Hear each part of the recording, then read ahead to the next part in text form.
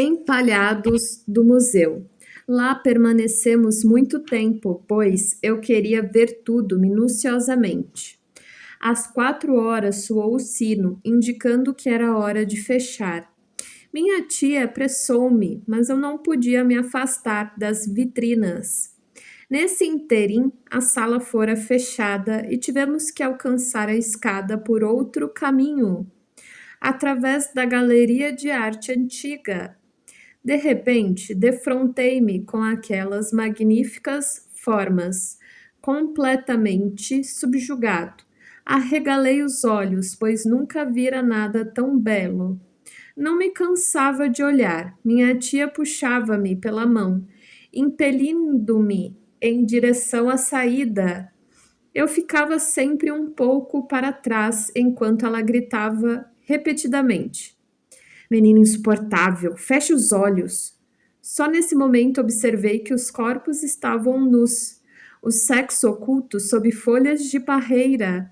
Antes não havia notado esse detalhe. Foi assim que se deu o meu primeiro confronto com as belas artes.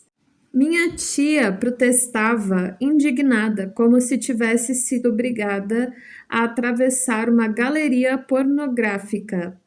Quando eu tinha 6 anos, meus pais fizeram comigo uma excursão a Arlesheim. Nessa ocasião, minha mãe usava um vestido que nunca esqueci e que é também o único de que me lembro. O tecido era preto, estampado de pequeninas meias luas verdes. Nessa lembrança longínqua, minha mãe aparece como uma mulher jovem e esbelta. Nas outras lembranças, é sempre mais idosa e corpulenta. Ao chegarmos perto de uma igreja, minha mãe disse, abre aspas, esta é uma igreja católica, fecha aspas. Minha curiosidade, mesclada de angústia, impeliu-me a fugir para espiar de perto seu interior, através da porta aberta. Eu mal perceber os grandes círios sobre o altar ricamente adornado. A Páscoa estava próxima. Quando, repentinamente, tropecei num degrau e bati o queixo num pequeno estrado de ferro que servia para limpar a sola dos sapatos. Sei apenas que meu ferimento sangrava muito quando meus pais me ergueram. Eu estava num estado de espírito singular.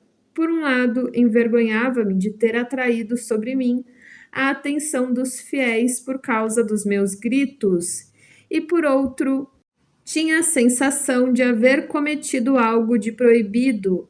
Jesuítas, cortina verde, mistério do devorador de homens. Então é isto a Igreja Católica que diz respeito aos jesuítas. Por culpa deles eu tinha tropeçado e gritado. Durante anos, nunca pude entrar numa igreja católica sem sentir um medo secreto de sangue, de tombos e de jesuítas. Tal era o ambiente e a atmosfera que cercavam essas igrejas. Entretanto, elas sempre me fascinaram. A proximidade de um padre católico era, se possível, ainda mais desagradável. Só aos 30 anos, quando entrei na Catedral de Santo Estevão, em Viena, pude sentir, sem experimentar qualquer desconforto, o que era a Mater Ecclesiae. Aos 6 anos, comecei a estudar latim com meu pai. Não me desagradava ir à escola. O estudo era fácil para mim. Eu estava sempre adiantado em relação aos outros. Antes de frequentá-la, já sabia ler, mas ainda me lembro do tempo em que, não sabendo, atormentava minha mãe para que me lesse o Orbius Pictus, imagem do universo, antigo livro para crianças, no qual havia a descrição de religiões exóticas, particularmente as da Índia.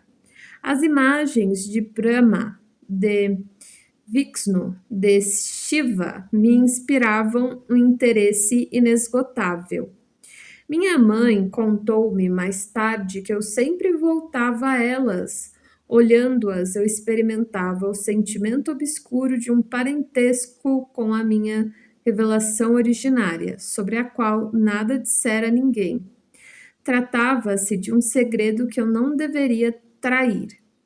Indiretamente, minha mãe confirmava esta ideia, pois o tom de leve desprezo com que se referia aos pagãos não me escapava. Eu sabia que ela reprovaria com horror minha revelação e não queria expor-me a uma tal injúria.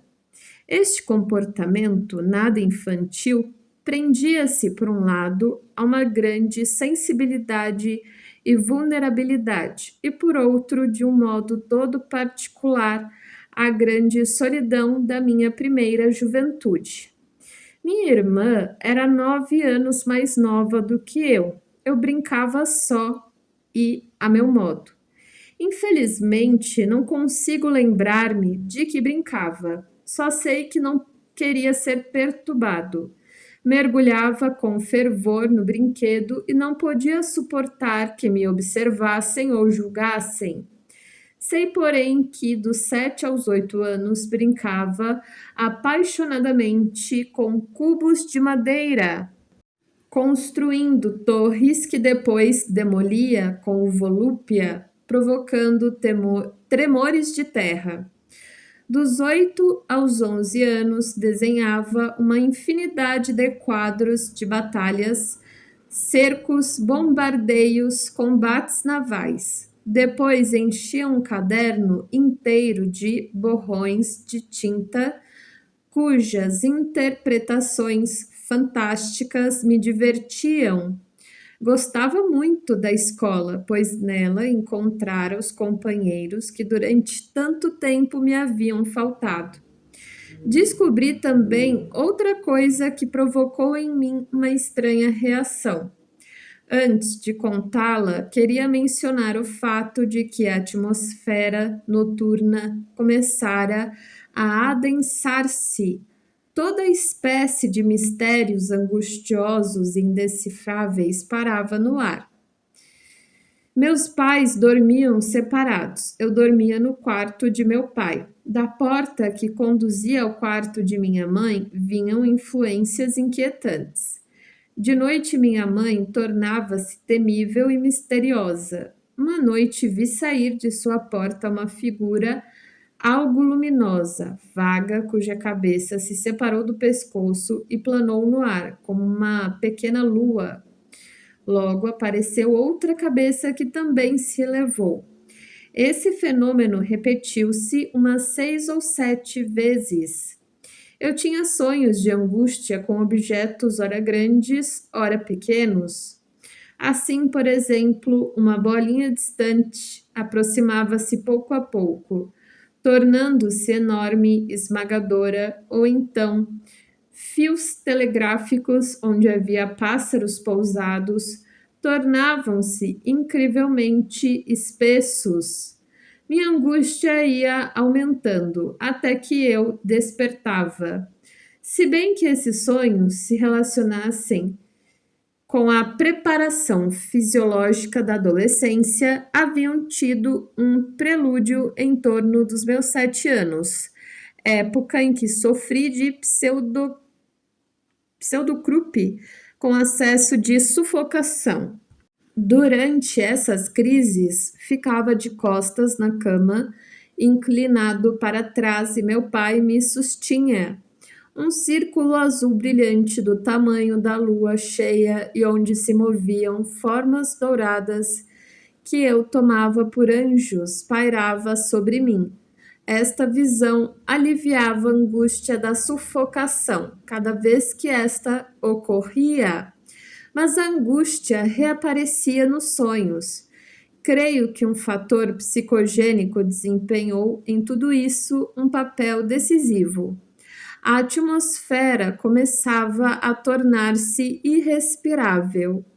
Eu não gostava absolutamente de ir à igreja.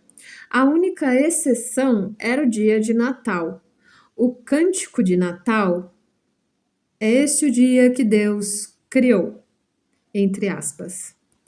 Agradava-me imensamente. À noite acendia-se a árvore de Natal. Era a única festa cristã que despertava meu fervor. As outras não me interessavam.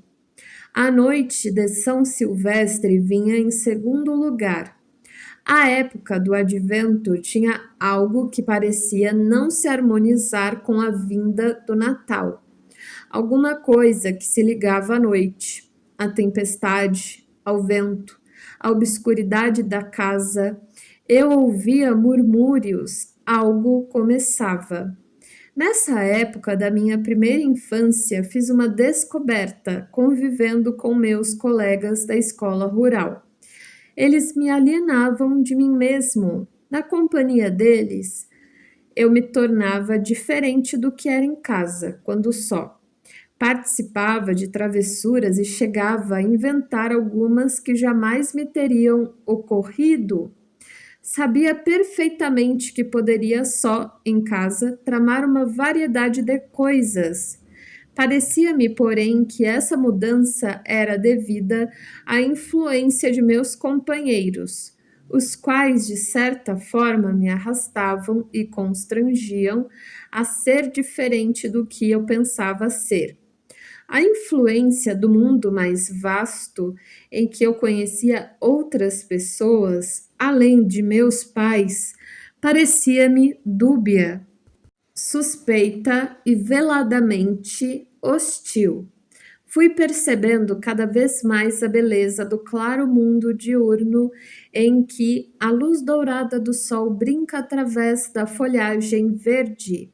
Mas eu me sentia à mercê de um inelutável mundo de sombras, cheio de perguntas angustiantes e irrespondíveis.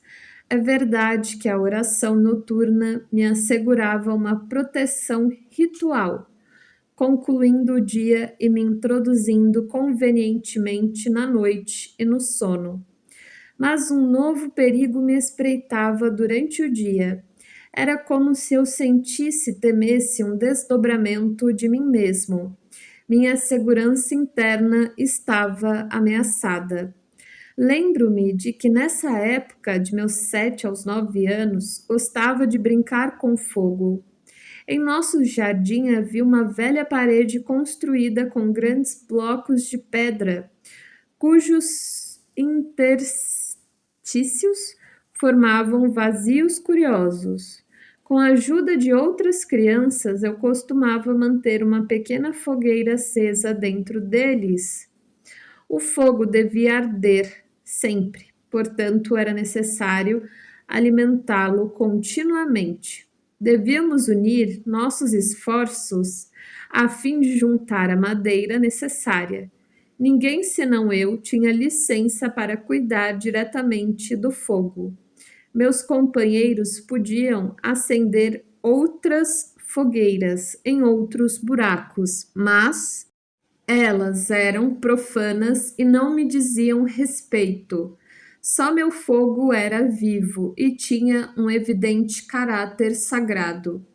Durante muito tempo foi esse o meu brinquedo preferido. Em frente dessa parede havia uma encosta na qual ficava encravada uma pedra um pouco saliente. Minha pedra. Às vezes, quando estava só, sentava-me nela e então começava um jogo de pensamentos que seguia mais ou menos este curso, abre aspas. Eu estou sentado nesta pedra, eu em cima, ela embaixo, fecha aspas. Mas a pedra também poderia dizer eu e pensar, abre aspas, eu estou aqui neste declive e ele está sentado em cima de mim, fecha aspas. Surgia então a pergunta, abre aspas, sou aquele que está sentado na pedra ou sou a pedra na qual ele está sentado, fecha aspas. Esta pergunta sempre me perturbava. Eu me erguia, duvidava de mim mesmo, meditando acerca de quem seria o quê.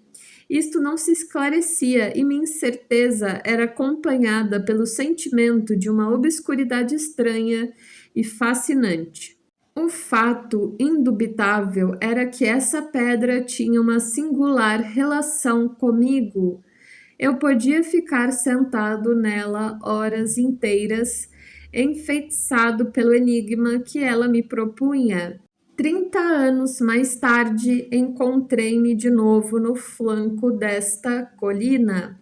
Já era casado, tinha filhos, uma casa, um lugar no mundo, a cabeça cheia de ideias e projetos, e repentinamente redescobri em mim a criança que acende uma fogueira cheia de significações secretas, que se senta numa pedra sem saber se ela é a pedra ou se a pedra é ela. Lembrei-me bruscamente de minha vida em Zurique e ela me pareceu estranha como uma mensagem vinda de outro mundo e de outro tempo. Isto era simultaneamente terrível e cheio de sedução. O mundo da minha infância no qual eu acabava de mergulhar era eterno e dele eu fora arrancado, precipitado num tempo que ia rolando incessantemente, se afastando cada vez mais. Tive que me desviar à força desse lugar para não comprometer o meu futuro. Este momento é inesquecível, pois iluminou à maneira de um relâmpago o caráter de eternidade da minha infância. A significação desta eternidade manifestou-se muito cedo, por volta de meus 10 anos. Minha divisão interior, minha insegurança no vasto mundo levaram-me a um empreendimento incompreensível naquela época. Utilizei um estojo amarelo laqueado de guardar canetas que tinha uma pequena fechadura, desses comumente usados pelos alunos da escola primária. Dentro dele havia uma régua. Na extremidade dela esculpi um homenzinho de cerca de 6 centímetros de comprimento, com fraque, cartola e sapatos lustrosos. Tingi-o com tinta preta, destaquei-o da régua e o pus no estojo, onde lhe preparara um pequeno leito. Fiz-lhe também um casaquinho com um retalho de lã. Coloquei perto dele um seixo de reno polido, alongado, escuro, que eu pintara de várias cores com aquarela, de maneira que a parte inferior e a parte superior ficassem separadas. Guardei o seixo muito tempo no bolso de minha calça. Era a pedra dele. Tudo isto constituía um grande segredo que, no entanto, eu não compreendia. Levei às escondidas o estojo com o homenzinho ao sótão, lugar em que era proibido brincar, porque o assoalho, carcomido e podre, não oferecia segurança. Escondi-o numa viga de madeira e era uma grande satisfação para mim pensar que ninguém o veria. Sabia que ninguém poderia encontrá-lo lá, que ninguém poderia descobrir e destruir o meu segredo. Sentia-me seguro e a sensação penosa de divisão interna desapareceu. Em todas as situações difíceis, quando fazia algo errado, quando minha sensibilidade era ferida, ou quando a irascibilidade de meu pai e a saúde precária de minha mãe me oprimiam, eu pensava no meu homenzinho cuidadosamente deitado, coberto em sua pedra polida, caprichosamente pintada. De vez em quando, com intervalos de semanas, e unicamente quando estava certo de que ninguém poderia me ver, subia às escondidas até o sótão. Lá, junto às vigas, abria o estojo e contemplava o homenzinho em sua pedra. Colocava então junto a ele um rolinho de papel no qual escrevera antes, durante as aulas, algumas palavras numa caligrafia secreta que inventara. Eram tiras de papel cobertas de uma escrita compacta que eu enrolava e entregava à guarda do homenzinho. Lembro-me que o ato de incorporação de cada novo rolinho tinha sempre o caráter de um ato solene. Infelizmente, não posso lembrar-me do que pretendia comunicar ao homenzinho. Sei apenas que minhas cartas significavam uma espécie de biblioteca para ele. Tenho a vaga ideia de que talvez continuassem certas frases que me haviam agradado particularmente. O sentido destas ações ou sua explicação possível não me preocupavam. Eu me contentava com o sentido de uma nova e prazerosa segurança e experimentava a sensação de possuir algo que ninguém poderia atingir ou conhecer. Para mim, tudo isso representava um segredo inviolável que jamais deveria ser traído, pois dele dependia a segurança da minha existência. Eu não sabia por quê, mas era assim. Esta posse de um segredo marcou-me fortemente, e isto um traço essencial da minha primeira juventude, algo que foi para mim da mais alta importância. Jamais relatei a quem quer que fosse o sonho infantil do falo, e o próprio jesuíta pertenceu ao reino inquietante sobre o qual não se devia absolutamente falar.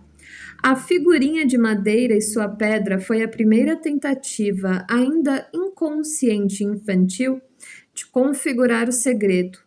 Este último me absorvia e tudo me incitava a aprofundá-lo, sem que eu soubesse, entretanto, a que desejava dar expressão. Esperava encontrar, talvez, na natureza, uma explicação que indicasse onde estava esse segredo e em que consistia.